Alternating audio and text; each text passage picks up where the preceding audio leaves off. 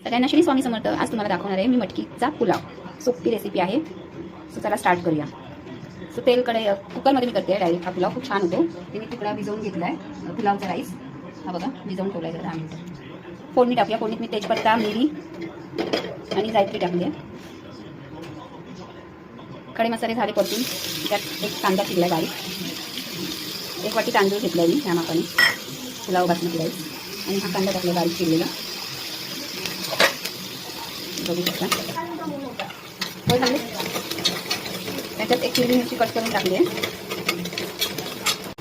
आलं लसूणची पेस्ट, 1 हिरवी मिरची. मस्त होतो हा पुलाव. मोड आलेली मटकी आहे माझ्याकडे ही बघा. छान मोड आले त्याला. तर ह्यात टाकूया टोमॅटो. तर ह्यात टाकली मी टोमॅटो लवकर शिजण्यासाठी 2 चमचे मीठ टाकलं आहे. 2 चमचे टाका. अर्धा चमचा हळद आणि धने पावडर. 1 मोठा चमचा धने पावडर. गरम मसाला 1 चमचा.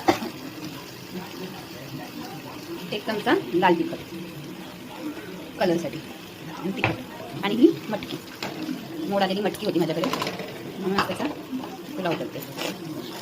खूप छान होतो, टेस्टी होतो हा पुलाव. म्हणजे मसाल्यांबरोबर मटकी सगळी परतून घ्यायची. हे बघा असं तेल सोडायला लागले ना मसाले समजायचं आपलं परफेक्ट मसाल्याचं हे टेक्स्चर तयार झालं. सो आता त्याच्यात आपण हा मी 10-12 मिनटं भिजत ठेवलेला हा राईस पुलाव. तर आता त्याच्यात टाकूया आणि छान परतून घ्या तेलावर त्या भाजी मटकीबरोबर. सुटसुटीत मोकळा होतो हा भात आणि टेस्टला पण 1 नंबर लागतो.